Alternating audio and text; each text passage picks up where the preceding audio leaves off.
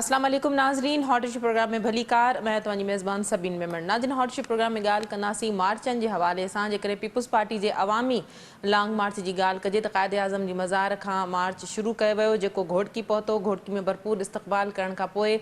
मार्च जी पंजाब तरफ़ रवानगी शुरू थी चुकी आहे। पीपुल्स पार्टी जे इन अवामी लॉन्ग मार्च में बिलावल भुट्टो ज़रदारी पारां मुख़्तलिफ़ हंधनि ते ख़िताब पिणु कयो वियो। बिलावल भुट्टो ज़रदारी जो चवणु हो त हू सिलेक्टेड वज़ीर आज़म खे घर मोकिलण लाइ निकिता आहिनि। अवाम जी ताक़त उन्हनि सां गॾु आहे ऐं हू जमहूरी तरीक़े सां वज़ीर आज़म खे घर मोकिलींदा। ॿिए पासे जेकॾहिं ॻाल्हि कजे हुकूक सिंध मार्च जे हवाले सां, त हुकूक सिंध मार्च पिणु सांगड़, कंडियारी ऐं ॿियनि हंधनि ते हुनजी भरपूर आजियां कई पई वञे। अवाम भरपूर जेको आहे उन में शिरकत पिणु करे पियो। इन हवाले सां शाह मोहम्मद कुरैशी जो चवणु हो त बिलावल भुट्टो ज़रदारी भले खीसे में अदम एतमाद खणी ॿाहिरि निकिरे, अपोज़िशन जे भूकड़े मां हवा निकिरी चुकी आहे। इन हवाले सां प्रोग्राम में ॻाल्हाइण जे लाइ असांखे जॉइन कयो आहे पीपुल्स पार्टी सां तालुक़ रखंदड़ members in assembly doctor Sorab सरकी। डॉक्टर साहब भली कार, तव्हां असांखे प्रोग्राम में जॉइन कयो। पीटीआई सां ताल्लुक़ रखंदड़ members in assembly Shahzad Qureshi साहब असां सां गॾु आहिनि। शहजाद साहब, आपको वेलकम कहती हूँ, आपने प्रोग्राम में ज्वाइन किया।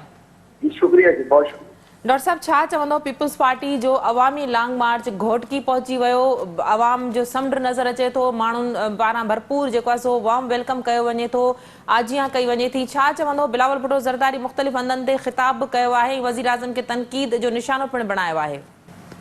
सभिनि अल्हम्दुलिल्लाह जेके असांजा मुखालिफ़िन उहे ई चवंदा आहिनि त पाकिस्तान पीपुल्स पार्टी इक़्तिदार में आहे, इन जे करे माण्हू उन्हनि सां गॾु आहिनि। पर तव्हां पाण ॾिठो आहे त जहिड़े नमूने सां ऐं जुलूस में या को वॾो प्रोग्राम पीपुल्स पार्टी हाणे नथी करे सघे ऐं उहे घणो इक़्तिदार में रहण जे करे माण्हू उन सां न आहिनि। पर उन जे बरक़्स तव्हां ॾिठो आहे त अलाह जी महिरबानी सां बिलावल साहब क़ाइद आज़म जी मज़ार खां कराची खां निकितो आहे ऐं उनजो तारीख़ी वालाना इस्तक़बाल कयो वियो आहे। राति असां उन खे सखर में जॉइन कयोसीं ऐं हाणे असां उन लॉन्ग मार्च में ई आहियूं। मां उन लॉन्ग मार्च में ई उबाड़े पहुता आहियूं असां। त उन हवाले सां जहिड़े नमूने सां जेकी आजियाई कई वई आहे, माण्हुनि जी मोट आहे, अल्हम्दुलिल्लाह इहा तमामु सुठी मोट आहे। माण्हू निकिता आहिनि ऐं तव्हां पाण असां त ज़ाहिर आहे पीपुल्स पार्टी जा आहियूं, पर जेके न्यूट्रल ऑब्ज़र्वर आहिनि उहे पाण ई इन्हनि शयुनि खे ॾिसनि था। ओॾो असांजी पीटीआई वारी मार्च खे बि ॾिसनि था ऐं असांजे चेयरमैन बिलावल भुट्टो साहब वारी मार्च की नज़र अचे थी, टीवी ते तव्हां ॾिसो था। अल्हम्दुलिल्लाह तमामु सुठी। डॉक्टर साहब, पीपुल्स पार्टी ते पीटीआई पारां इहे बि इल्ज़ाम लॻंदा त तव्हां 30 हज़ारनि में, जीअं आम तरह तव्हांजे जलसनि में माण्हुनि खे तव्हां गाॾियूं भरे करे खणी ईंदा आहियो, इहा बि तनक़ीद थींदी रही आहे त कंहिंखे 2000, कंहिंखे 1500, कंहिंखे 500। त हिन जेको अवामी लॉन्ग मार्च आहे उन में बि पीपुल्स पार्टी पारां हर हिकु माण्हू खे 30 हज़ार रुपया ॾिना विया आहिनि। इन ॻाल्हि में केतिरी सदाकत आहे अपोज़िशन जे इल्ज़ाम में? इन में का बि सदाकत न आहे। मां सम्झां त नज़रियाती जेकॾहिं मुल्क में पार्टी आहे उहा पाकिस्तान पीपुल्स पार्टी आहे। पाकिस्तान पीपुल्स पार्टी सां शहीद ज़ुल्फ़िकार अली भुट्टो साहब जे करे, मोहतरमा बेनज़ीर भुट्टो साहिबा जे करे माण्हू प्यार करनि था ऐं बिलावल साहब हाणे उन्हनि जे नक्शे कदम ते हले थो ऐं जेके कारकुन आहिनि उन्हनि सां मिले थो ऐं उनजी हिकिड़ी झलक ॾिसण जे लाइ माण्हू परेशान आहिनि ऐं नज़रियाती माण्हू आहिनि। पोइ ज़ाहिर आहे जेकॾहिं उन कंहिं मुखालिफ़नि खे ॿी का ॻाल्हि कोन मिलंदी त पोइ चवंदा त पैसा ॾेई करे हे वठी वञनि था। उन में इन ॻाल्हि में बिल्कुलु का बि सदाकत कोन्हे। माण्हू पाण हलनि था ऐं पंहिंजे हड़ो वड़ो ख़र्च करनि था ऐं हमेशह उन्हनि हेॾी वॾी हे का वॾो टास्क आहे। खोड़ अहिड़ा माण्हू आहिनि जेके कराची खां बिलावल साहब सां गॾु आहिनि, उहे इस्लामाबाद ताईं गॾु हूंदा। पाण ॾिठो त जॾहिं बि को मसइला मसाइल थिया आहिनि, मोहतरमा बेनज़ीर भुट्टो साहिबा जॾहिं पाकिस्तान आई, उन एयरपोर्ट खां वापसि अचे पई, उन ते बम धमाको थी वियो, 300-350 माण्हू मरी विया। माण्हुनि खे ख़बर हूंदी आहे ख़तरो हूंदो आहे ऐं उन टाइम ते जेकी हालत हुई उहा अहिड़ी त कंहिं वक़्तु बि माण्हू पाण हुकूमत डिॼाए पई त बिलार थींदो, पर माण्हुनि पंहिंजी जान जी परवाह बि न कई। मोहतरमा बेनज़ीर भुट्टो साहब सां गॾु रहिया। इन माण्हुनि जो लगाव आहे न। डॉक्टर साहब, शहजाद कुरैशी भी असा गड आहिनि पीटीआई जा। शहजाद साहब, गुफ्तगू आपने डॉक्टर साहब की सुनी, उनका कहना था कि लोगों का एक लगाव है। लाइन ड्रॉप थी, असां कोशिश कंदासीं त शहजाद साहब सां असांजो ॿीहर राब्तो थी सघे। डॉक्टर साहब, अवामी लॉन्ग मार्च आहे, माण्हुनि जो वॾो अंग मौजूदु आहे, विख विख ते आजियां बि कई पई वञे, पर इहो पिणु तासुर आहे त सिंध में जीअं पीपुल्स पार्टी जी हुकूमत आहे त पीपुल्स पार्टी लाइ या सिंध हुकूमत जे लाइ एतिरा माण्हू मैनेज करणु एॾो को मसइलो कोन्हे। 38 मुतालबा या नुक़्ता बि पिणु पब्लिक कया विया। इन हवाले सां छा चवंदो, इस्लामाबाद वञण ताईं इहे नुक़्ता इन्हनि मुतालबनि ते पीपुल्स पार्टी क़ाइमु रहंदी? बिल्कुल पीपल्स पार्टी कायम रहंदी सभिनि ऐं ॿी ॻाल्हि इहा आहे त जेकॾहिं असां कमु न कयूं हा डॉक्टर साहब शहजाद साहब सां असांजो राब्तो बहाल थियो आहे, पोइ तव्हां खां हितां ई कंटिन्यू कंदासीं। शहजाद साहब, गुफ्तगू आपने सुनी। डॉक्टर साहब का कहना था कि पीपल्स पार्टी एक नजरियाती जमात है, नजरियाती पार्टी है। जब शहीद मोहतरमा वापस आई थी, लोगों को पता था जान का खतरा है, लेकिन फिर भी वो लोग आए और बम ब्लास्ट हो गया और इतनी जानें जो है वो चली गई। उसके बावजूद आप जो अवामी मार्च है पीपल्स पार्टी का बिलावल भुट्टो जरदारी की क़यादत में, उसमें भी लोगों का वो कह रहा है कि मजमा है, हमने पैसे दे के किसी को नहीं बुलाया, लोग खुद ही जो है वो बिलावल की मोहब्बत में जगह जगह इस्तकबाल के लिए आ रहे हैं। क्या कहेंगे? देखिए, इसमें मैं आपको एक चीज बताऊं कि इसमें कोई शक नहीं, पीपल्स पार्टी की जो जमात है वो जमहूरियत पसंद जमात थी, और जब तक शहीद मोहतरमा बेनजीर भुट्टो साहिबा जिंदा थी तो ये जमात जो थी भुट्टो साहब से लेके, शहीद जुल्फ़िकार अली भुट्टो साहब से लेके उस वक्त तक ये जमहूरियत वाली जमात थी। इसकी अपनी नॉर्म्स थी, इसके क्या कहना चाहिए, इस जमात के अंदर भी जमहूरियत थी। लेकिन अनफॉर्चुनेटली अब आप देख लें, ये तो मोहतरमा बेनजीर भुट्टो साहबा की तो जमात नहीं रही, ना ही ये भुट्टो खानदान की जमात रही। अब ये जरदारी की जमात हो गई है, जरदारी साहब की जमात हो गई है। क्योंकि देखें, जो जमहूरियत पसंद लोग थे वो तो सब साइड लाइन हो गए, वो तो सबके सब साइड लाइन हो गए। तो आप मुझे ये बताएं कि ये जो आप इल्जाम लगता है कि पैसे देके लाया जाता है, पैसे देके सारे एमपीएस ने करोड़ों रुपए खर्च किए हैं, जगह जगह पे लंगर खाने, बिरयानी, चीजें ये। देखिए, मैं इस वक्त सिर्फ अंदरूनी सिंध के दौरे से आ रहा हूँ। हमारा जो हकूक मार्च है उसमें हमें किसी को बिरयानी खिलानी नहीं पड़ी, हमने कहीं पर भी ऐसा इंतजाम नहीं किया जिससे ये तासुर जाए कि लोग अवामी हकूक के लिए बाहर नहीं निकल रहे, वो सिर्फ और सिर्फ बिरयानी खाने के लिए या किसी की जाति पसंद या नापसंद पे निकल रहे हैं। और मुझे ये कहते हुए बड़ा अफसोस होता है कि मैं जब सिंध के शहर कराची से स्टार्ट हुआ और जब मैं सक्कर, सांगड़ और इन तमाम एरियाज में पहुंचा तो खून के आंसू दिल रो रहा था। मैंने इतने एरियाज देखे, मेन रोड सही है, देखिए मैं आपके प्रोग्राम के तवज्जो से ये एक्सेप्ट करता हूँ, मेन रोड सही है, लेकिन जैसे ही आप रोड से अंदर शहर की तरफ, तालकी की तरफ, छोटे छोटे गांवों की तरफ निकलते हैं तो वहाँ जो बुरा हाल है, बेसिक हेल्थ यूनिट वहाँ पर नहीं है, इतना बुरा हाल है। मैं आपको एक छोटी सी मिसाल देता हूँ, आपको मेरी आवाज आ रही है ना? जी जी जी, प्लीज कंटिन्यू। मैं आपको छोटी सी मिसाल देता हूँ। हमारे एक रहनुमा लॉन साहब, इफ्तिखार लॉन साहब गिर गए, उन्हें जब लेके गए आगे हॉस्पिटल में, वहाँ हॉस्पिटल में कनोला तक नहीं था। फिर उसके बाद उनको मेन सिविल हॉस्पिटल लेके गए, वहां भी इंतजाम नहीं थे। फिर उन्हें एयर एम्बुलेंस के जरिए यहाँ कराची लाया गया और कराची में उनका इलाज हो रहा है। तो क्या मेरे नवाब शाह का भाई खुदा ख्वास्ता बीमार होता है या लाड़काना का भाई या दूसरे एरियाज का भाई वो बीमार होगा तो उसको क्या कराची आना पड़ेगा? वो अपना कारोबार घर बार छोड़ के यहाँ कराची में आके रहेगा? तो जब तक ये आवाम की दहलीज तक हेल्थ,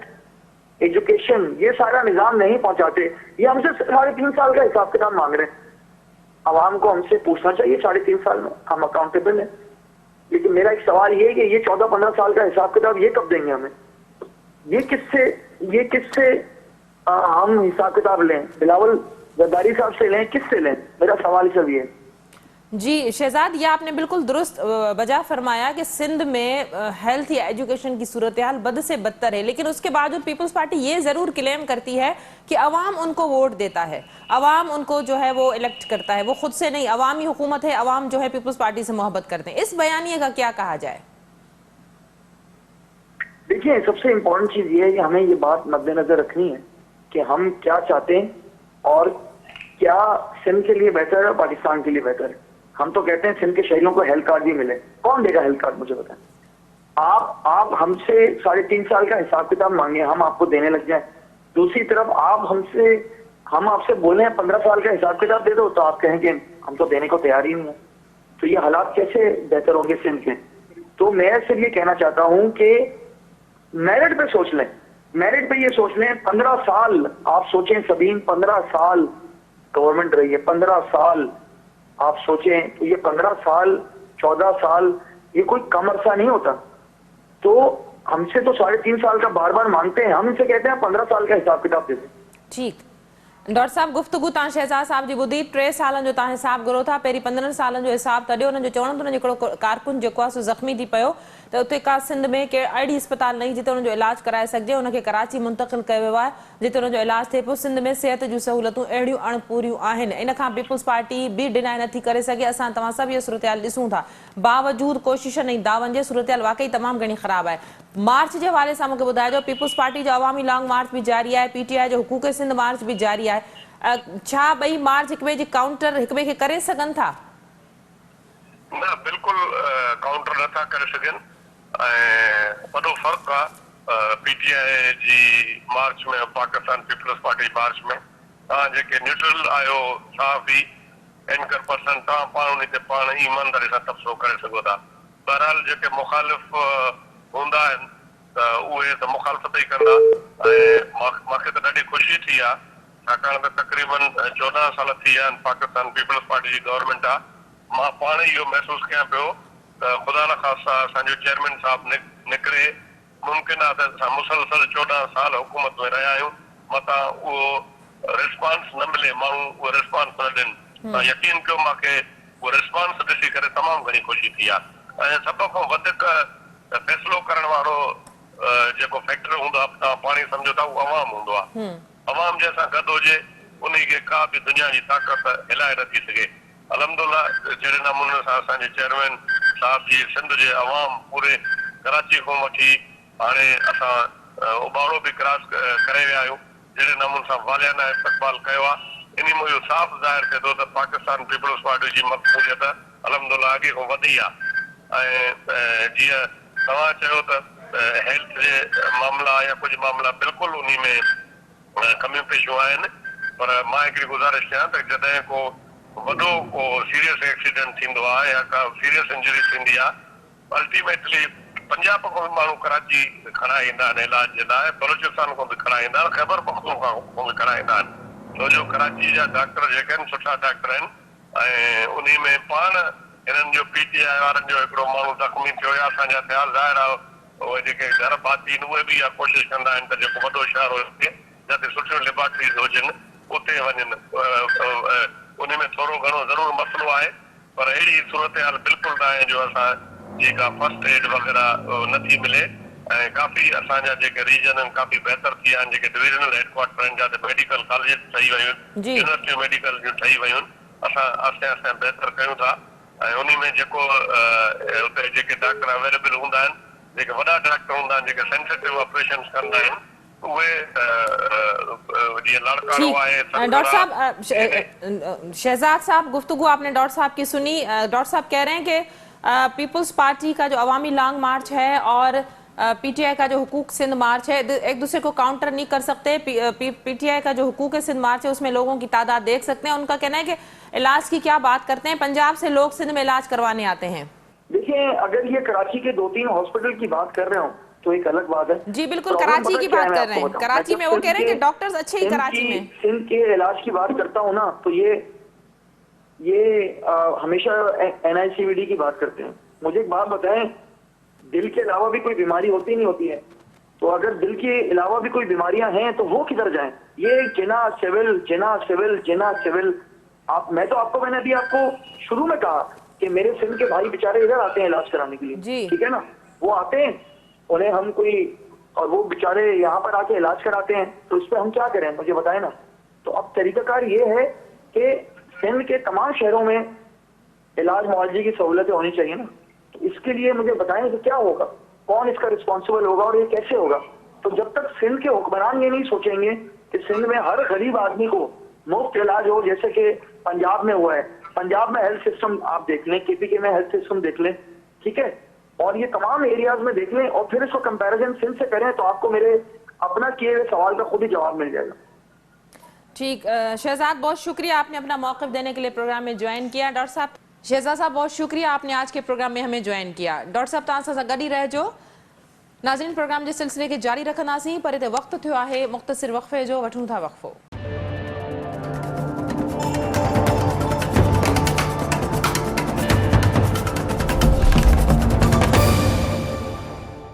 वेलकम बैक नाज़रीन प्रोग्राम के सिलसिले के अॻिते वधाईंदासीं हिन वक़्तु मार्च जे हवाले सां मुल्की सूरतहाल जे हवाले सां ॻाल्हाइण जे लाइ असांखे जॉइन कयो आहे GDA सां तालुक़ु रखंदड़ डॉक्टर सफ़दर अब्बासी साहब। अब्बासी साहब भलीकार, तव्हां असांखे प्रोग्राम में जॉइन कयो। थैंक यू बाबा। अब्बासी साहब, पीपुल्स पार्टी सां तालुक़ु रखंदड़ डॉक्टर सोराब सरकी बि असां सां लाइन ते गॾु आहिनि। अब्बासी साहब, छा चवंदव हिन वक़्तु जेको सियासी मोमेंटम असांखे नज़र अचे थो मार्चनि जी सूरत में? हिकु पासे पीपुल्स पार्टी जो अवामी लॉन्ग मार्च आहे, ॿिए तरफ़ वरी अपोज़िशन जो PTI जो हुकूक सिंध जेको आहे सो मार्च आहे, जंहिंखे GDA पारां बि वेलकम कयो वियो आहे ऐं शिरकत बि कई वई आहे। छा चवंदव?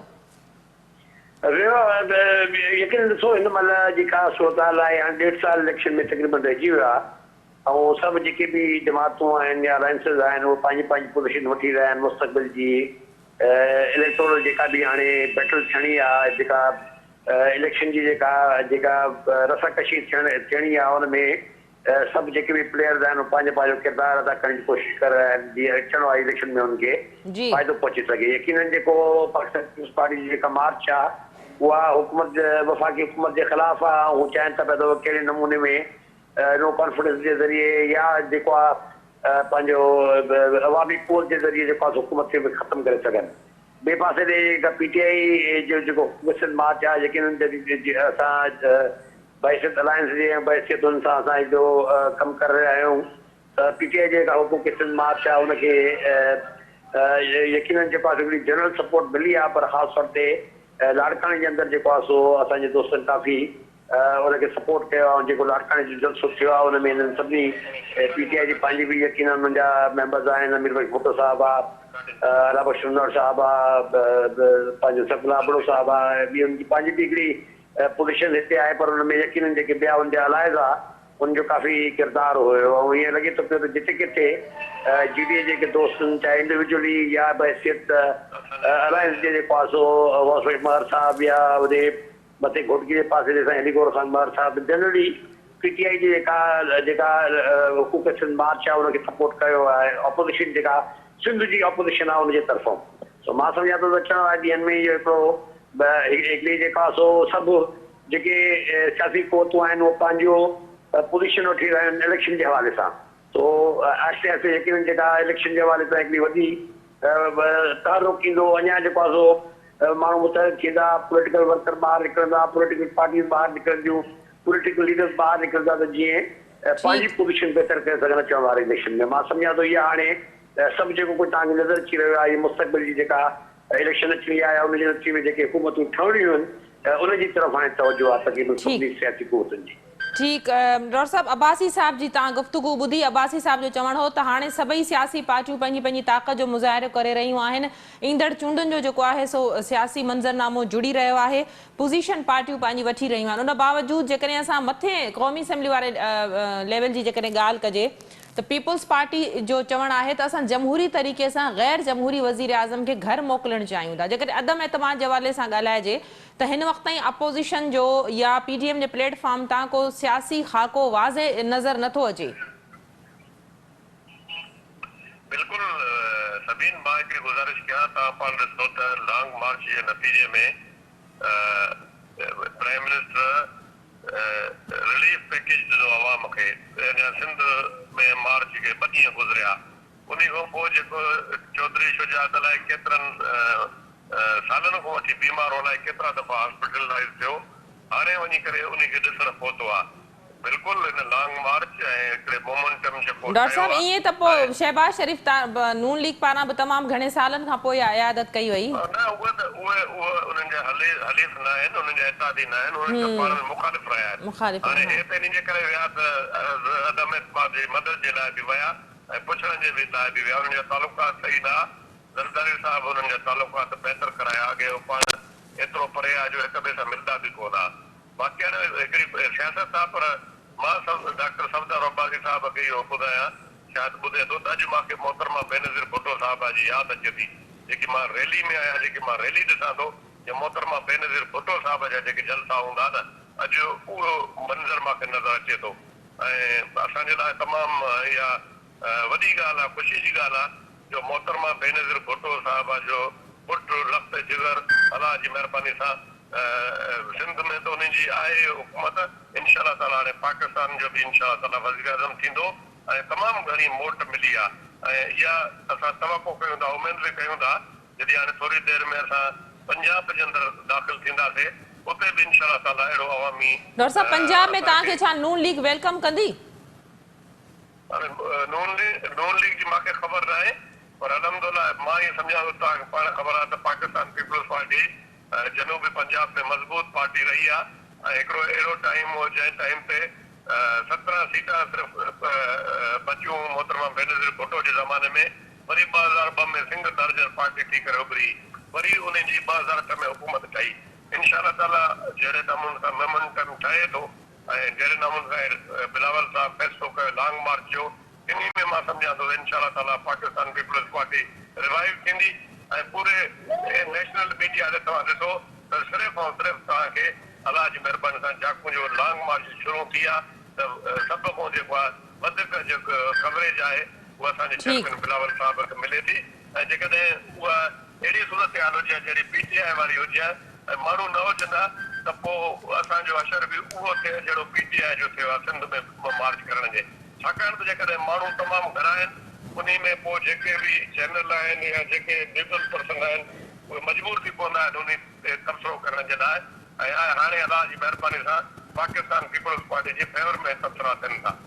ठीक अब्बासी साहब गुफ्तगू तव्हां ॿुधी डॉक्टर साहब अञा बि इहो क्लेम करे पियो त अॼु उन्हनि खे शहीद रानी मोहतरमा बेनज़ीर भुट्टो जा अवामी जलसा यादि अची विया अॼु जेको जलसनि में बिलावल भुट्टो ज़रदारी जी क़यादत में जेको अवामी समुंड अचे थो उन्हनि जो चवणो हो त कामयाबी यकीनी आहे अदम एतमाद जे हवाले सां जेकॾहिं अब्बासी साहब ॻाल्हि कजे त अदम एतमाद जे हवाले सां अपोज़िशन ॾाढी पुरएतमाद नज़र अचे थी नंबर्स पूरा करण जे हवाले सां मुलाक़ातनि जो शिकवा शिकायतूं ख़तमु करण जो जेको ही रुझान असां ॾिसूं पिया इन हवाले सां तव्हां सम्झो था त वज़ीर आज़म बि कोशिशूं करे पियो केतिरे सालनि खां पोइ चौधरी शुजा जी तबियत पुछण लाइ वियो होॾां नून लीग पारां राब्ता बहाल कया विया जंहिंमें मरकज़ी किरदारु अॻूणे सदर आसिफ अली ज़रदारी जो रहियो अदम एतमाद जे हवाले सां को वाज़े तव्हांखे नज़र अचे थो त वज़ीर आज़म जे ख़िलाफ़ को ख़तरो बज़ाहिर नज़र ईंदो हुजे? बाबा हिकिड़ी ट्रंकेटेड ऑपोज़िशन आहे यानी मुख़्तलिफ़ ग्रुप्स आहिनि हुन में उहे बि जेको आहे सो अदम एतमाद जी जेका टोटल काउंट आहे हुन में पूरा कोन था थियनि हुन में PMLN वॾो ग्रुप आहे पाकिस्तान पीपल्स पार्टी वॾो ग्रुप आहे उनजा पंहिंजा जेके इशूज़ आहिनि हिक ॿिए सां गॾु उहे ई जेको आहे सो माने आहिनि त इहे किथे कंहिं न कंहिं स्टेज ते जेको आहे सो गॾु थी सघनि छाहे करे खणी अदम एतमाद अचे बि ऐं पास थियण लाइ बि हुनखे जेको आहे सो तव्हांखे या त हुकूमत जा ताज़ी टोड़ा पवंदा या वरी PTI में तव्हांखे माण्हू टेंट विझणो पवंदो मां सम्झां थो उहा पार्टी या उहे माण्हू जेके सही जीअं PML ऐं पीपल्स पार्टी जो जेको चार्टर ऑफ डेमोक्रेसी हुन में इहो त बाबा असां हिक ॿिए जा मेंबर न टोड़ींदासीं पहिरें त तव्हांजी सॼी ज़ोर हिन ॻाल्हि ते आहे त बाबा PTI जा मेंबर कढी अचे हुननि खे नो कॉन्फिडेंस वोट में इस्तेमालु कयूं छा इहा क्या पॉलिटिकली या मॉरली या सही पोज़ीशन आहे पब्लिकली इहा ॻाल्हि चई थी वञे पई त बाबा असां PTI जे मेंबर असांजा फलाणा मेंबर असां सां गॾु आहिनि छा इहा मॉरली पोज़ीशन दुरुस्त आहे ऐं छा उहे डिस्क्वालिफिकेशन वोट ॾियण खां पोइ डिस्क्वालिफिकेशन बची सघंदा तव्हां भली करे हुनखे अश्योर कयो त वाह तव्हांखे असां टिकटूं ॾींदासीं पर उहे इलेक्शन लड़ण जे क़ाबिल ई कोन रहंदा जॾहिं हिकु दफ़ो उहे नो कॉन्फिडेंस पंहिंजी पार्टी जे जेका पोज़ीशन आहे हुनजे ख़िलाफ़ु ईंदा त मां सम्झां थो त इहे जेका बेसिकली हिन में फ्लॉ इहो आहे जेको त PMLN पीपल्स पार्टी जी मक़ासिद ॿिया आहिनि पाकिस्तान पीपल्स पार्टी जो मक़सदु डिफरेंट आहे PMLN जो मक़सदु डिफरेंट आहे PMLN इहो चाहींदी त बाबा बसि इलेक्शन पंहिंजो असां टोड़े इलेक्शन में हलिया वञूं पर सवाल इहो पता थी हिन सॼी अमल में सिटिंग गवर्नमेंट के मुंहिंजी नज़र में 1989 में शायदि पाकिस्तान पीपल्स पार्टी यानी हर हवाले सां हिकिड़ी कमज़ोर पोज़ीशन में हुई पर छा करे जो establishment president chief minister Punjab मरीअ में साज़िश थींदी असांजे ख़िलाफ़ तॾहिं बि जेको आहे नो वोट नो कॉन्फिडेंस पास न थी सघियो त मां सम्झां थो त हिकु त मूव करणो हुनखे ॾाढो वॾो हिकिड़ो ॾुखियो अमल आहे 7-8 ॾहनि ॾींहंनि जो प्रोसेस आहे हुनखे अमल करणो हुन में जेको आहे तव्हांखे माण्हू टोड़े सिटिंग गवर्नमेंट जा जिते पंजाब में बि हुनजी पंहिंजी गवर्नमेंट हुजे मूंखे ऑनेस्टली सां को नो कॉन्फिडेंस जी जेका बि मूव हुई त उहा ऑलरेडी जेको आहे फेल थी चुकी आहे मां नथो सम्झां थो हुन में का हाणे दम आहे हा बिलावल साहब यकीन सिंध जी हद ताईं मां सम्झां थो त बाबा पार्टी जी हिकिड़ी अपील आहे हुन में नज़र ईंदो त बाबा हिकिड़ी हुकूमत जा रिसोर्सिस आहिनि हुकूमतूं आहिनि झंडा आहिनि पार्टी जो वर्कर त कोन झंडा हाणे आहिनि बाक़ी म्यूनिसिपल जा जेके वीचारा पंहिंजो अमलदार उहे जेको आहे तव्हांजा झंडा बि हणनि था पिया तव्हांखे जेको आहे पार्टिसिपेट बि कनि था पिया यकीन हिकिड़ो वॾी तइदाद में माण्हू जेको बिलावल साहब खे ॾिसण आहिनि पर इहा अॻिते ख़बर पवंदी त अॻिते हली माण्हू केतिरो था ऐं लॉन्ग मार्च खां एंड ते माण्हू छा थो थिए तव्हां भली खणी लॉन्ग मार्च खणी इस्लामाबाद पहुचो उते इस्लामाबाद जी थधि में केतिरा वर्कर था वेहनि, केतिरा माण्हू था वेहनि, इहो हिकिड़ो वॾो हिकिड़ो टेस्ट न आहे, अब्बासी हिकिड़ो साहब, वॾो बिलावल अमल भुट्टो आहे, ज़रदारी त जंहिंमें क्लियर करे पाकिस्तान चुको आहे त असां धरणो न हणंदासीं। धरणो जीअं तव्हां ॻाल्हि कयो त इस्लामाबाद पहुचनि ॾिसो पुलिस पोइ त केतिरा माण्हू ॾिसो जे धरणो न आहे त पोइ त वेंदा मोटींदा न। जी मतिलबु हुन में कहिड़ी यानी हुकूमत खे छा वरी डिसॉच कंदा, धरणो हणी पोइ मोटींदा। जे वञणो मोटर था पिया त पोइ त माना हिकिड़ी एक्सरसाइज़ आहे, त उहा ठीकु आहे, हिकिड़ी मोबिलाइज़ेशन थी वई। पर सवाल ई पैदा थिए त हिन सॼे अमल में बाबा परफॉर्मेंस बि त नेट तव्हां ॾिसो न। सिंध जी जेका हिन गवर्नमेंट जी 15 सालनि जी परफॉर्मेंस जो को त जवाबु ॾियणो आहे उन्हनि खे। सो मां सम्झां थो त हिन में त सूरत बिल्कुलु डिफरेंट आहे। सिंध में जेको आहे सो आहिस्ते आहिस्ते यकीननि हिकिड़ो ऑपरेशन जो फुक़दान हुयो सिंध जे अंदरि, पर हाणे आहिस्ते आहिस्ते उहो ऑपरेशन बिल्ड थी रही आहे। लोकल हवाले सां जे तव्हां ॾिसो त मुख़्तलिफ़ ज़िलनि जे अंदरि ऑलरेडी क़ुवतूं ताक़तूं मौजूदु आहिनि। हाणे रुॻो हुनखे कंहिं जाइ ते यकजा करण जी ज़रूरत आहे। यकजा थी वियो ताक़तूं त पोइ मुंहिंजी नज़र में हिते आसान इलेक्शन पाकिस्तान लाइ सिंध में न हूंदी, सिंध में कोन हूंदी। ऐं यकीननि ॿाहिरि त हुनजो हुई पोज़ीशन ॾाढी ख़राबु आहे हिन महिल। पंजाब हुजे, केपी हुजे, जेके बलदियाती इलेक्शन थियूं केपी में या जेके हाणे थींदियूं पंजाब में, पार्टी जो जेको आहे ज़ोर उहो ख़तमु थी चुको आहे जेको कंहिं ज़माने में हुयो। सिंध जी हद ताईं यकीननि गवर्नमेंट आहे, हर शइ आहे, उहो पंहिंजे हथ हिकिड़ो मौजूदु आहे। पर हाणे आहिस्ते आहिस्ते मूंखे नज़र अची रहियो आहे त ऑपरेशन जेको आहे मुख़्तलिफ़ इज़लाउ जे अंदरि ऑपरेशन कठी थी रही आहे ऐं जेको आहे बाक़ाइदा मुक़ाबिला थींदा। या असांजे त कोन इलेक्शन कढी सघंदी। अब्बासी साहब, जीअं तव्हां चयो त सिंध में पीपल्स पार्टी जे हवाले सां का अहिड़ी अपोज़िशन मौजूदु न हुई, पर हाणे पीटीआई जे हिन हुकूक सिंध मार्च खां पोइ नज़र अचे थो त अपोज़िशन आहे सिंध में। पीटीआई जी खे सिंध जो माण्हू केतिरो सपोर्ट करे थो? सिवाइ सिंध जी राजधानी कराची खां अलावा पीटीआई सिंध जे ॿियनि शहरनि में एतिरो ख़ासि हुनजो को एक्टिव रोल न रहियो आहे। हा, बाक़ी लाड़काणे में या घोटकी में खणी तव्हांजे उन्हनि सां मदद सां हुननि जो को वार्म वेलकम थियो हुजे। अदरवाइज़ त सिंध जे कंहिं ॿिए अहिड़े शहर में पीटीआई जो अहिड़ो को स्ट्रेंथ नज़र नथो अचे। ॾिसो मां ऑपरेशन जी ॻाल्हि कई, पीटीआई यकीननि ऑपरेशन जी जमात आहे सिंध जे हद ताईं। मां ऑपरेशन जी ॻाल्हि थो कयां त हाणे ऑपरेशन अॼु ज़िलनि में मौजूदु आहे, हर जॻह ते मौजूदु आहे। सवाइ हिनखे हिकिड़ो प्रॉपर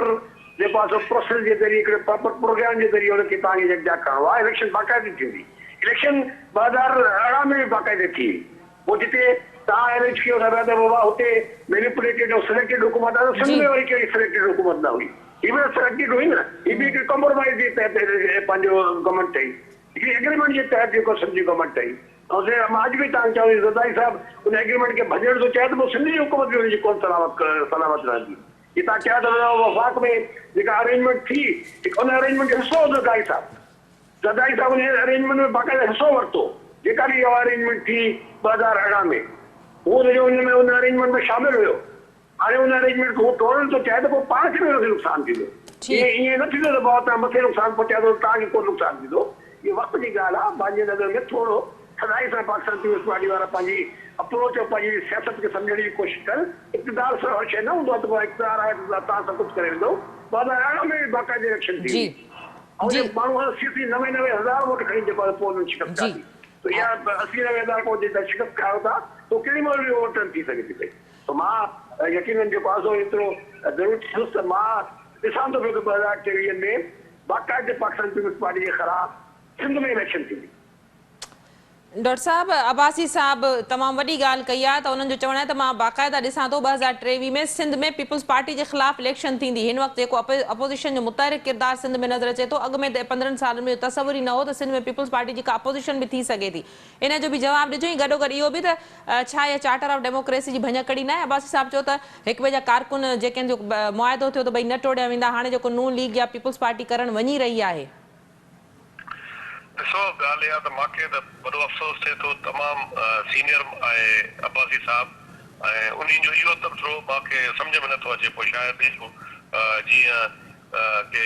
जेके कॉम पर्सन पार्टियुनि जा जेके लीडर आहिनि उहे चवंदा आहिनि त 30 सीटां कटींदासीं। मां चवां थो त पाकिस्तान पीपल्स पार्टी जे मुक़ाबले में ॿी का पार्टी नज़र ई नथी अचे ऐं स्वेप कंदी पाकिस्तान पीपल्स पार्टी।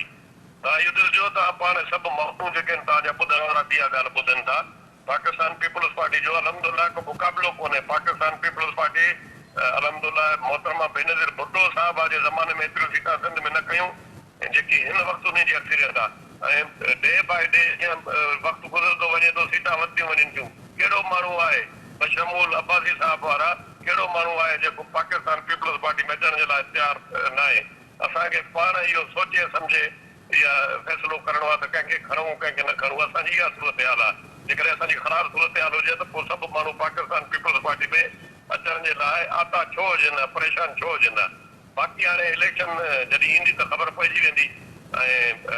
हिन वक़्तु अलहमदुलिल्लाह तव्हां पाण ॾिसो था त जहिड़े नमूने सां बिलावल साहिब जेके स्पीचिस करे थो ऐं जहिड़े नमूने सां उन मूवमेंट हलाई पोइ इलेक्शन में बि या हाणे पूरी इहा मज़ाक ॻाल्हि न आहे माण्हू अबारी साहिब जिन चवनि था त उते वञी करे तव्हां 8-10 ॾींहं मुसलसल तव्हां राति सॼी राति एॾो मींहुं पियो असां पाण परेशान हुआसीं वर्कर वीचारा जेके शामियाननि में हुया तखर में इहे कमिटेड माण्हू आहिनि वर्कर जेके पंहिंजी ज़िंदगी जी परवाह न कंदे सिहत जी परवाह न कंदे डॉक्टर साहब इन ॻाल्हि में को शक कोन्हे त वर्कर जेके आहिनि अवाम जेका आहे उहा हमेशह कमिटेड रही आहे पीपुल्स पार्टी सां शहीद ज़ुल्फ़कार अली भुट्टे खां वठी करे पर पीपुल्स पार्टी बि सिंधी अवाम जो ओतिरो हक़ अदा करे अब्बासी साहब खां जी कमिटेड रही आहे सभिनि कमिटेड रही आहे त जॾहिं बि पाकिस्तान पीपुल्स पार्टी खे मौक़ो मिलियो आहे त माण्हुनि जी उन्हनि ख़िदमत कई आहे उन्हनि खे नौकरियूं ॾिनियूं अथऊं ऐं उन्हनि जो बाक़ाइदे उन्हनि जी ख़िदमत कई आहे डॉक्टर साहब तव्हां जेका ॻाल्हि कई अब्बासी साहब जे हवाले सां मां इन जो जवाबु अब्बासी साहब खां वठी करे पोइ प्रोग्राम खे इख़्तिताम तरफ़ वठी वेंदमि टाइम पूरो थी चुको आहे अब्बासी साहब डॉक्टर साहब ॻाल्हि कई गुफ़्तगू यकीनन तव्हां ॿुधी हूंदी डॉक्टर साहब इहा ॻाल्हि कई त केतिरा ई माण्हू आता आहिनि जेके पीपुल्स पार्टी जॉइन करणु चाहिनि था हिन वक़्तु असां सोचूं पिया त कंहिंखे खणूं कंहिंखे न खणूं शेरिया शर्ब जेको आहे पीपुल्स पार्टी PTI छॾे करे जॉइन करे छॾी आहे त बशमूल अब्बासी साहब जे छा चवंदो हिन जो जवाबु ॾियणु पसंदि कंदो जेके रस्ता छॾे आयासीं जेके घर छॾे आयासीं हुनजी वापसी कहिड़ी थींदी बाबा सभिनी जेके घर छॾे आयासीं उहो छॾे आयासीं माशाल्लाह पाण बिठायूं मुकमल बिठायूं मुकमल मुक़ाबले में बिठायूं ज़रदारी साहिब जी हुकूमत जो बि मुक़ाबिलो कयोसीं जॾहिं उहो सदर हुयो वाहिद ॿ शख़्सियतूं जेके उनजे ख़िलाफ़ ॻाल्हायूं सॼी सियासी तौर हुन वटि हुई सभु जेका जमातूं हुनजे हथ मां बि खाइनि असां हुनजो मुक़ाबिलो कयोसीं हाणे बि कंदासीं ठीकु आहे न का ज़रूरत कोन्हे का जेके घर छॾे आयासीं उहो छॾे आयासीं वला उनखे ख़ुशि रखे पर बाक़ाइदे मां तव्हांखे ॿुधायां 2018 में बि मुक़ाबिलो हुयो हिकु अरेंजमेंट के तहत ज़रदारी साहिब सिंध जी हुकूमत वरिती हाणे वरी चवां थो अरेंजमेंट जे तहत ज़रदारी साहिब हुकूमत वरिती इंशा अल्लाह 2023 में इंशाअल्लाह भरपूर मुक़ाबिलो थींदो ज़रदारी माफ़िया जो वॾी महिरबानी डॉक्टर साहब तव्हां पंहिंजो मौक़िफ़ ॾियण जे लाइ असांखे प्रोग्राम में जॉइन कयो अब्बासी साहब तव्हांजी वॾी महिरबानी तव्हां जो प्रोग्राम में जॉइन कयो नाज़रीन हॉट इशू प्रोग्राम जो वक़्तु पिण ते पंहिंजी पुॼाणी ते पहुतो अॼोके प्रोग्राम में एतिरो ई ईंदड़ प्रोग्राम ते ॾींदा इजाज़त अल्लाह वाही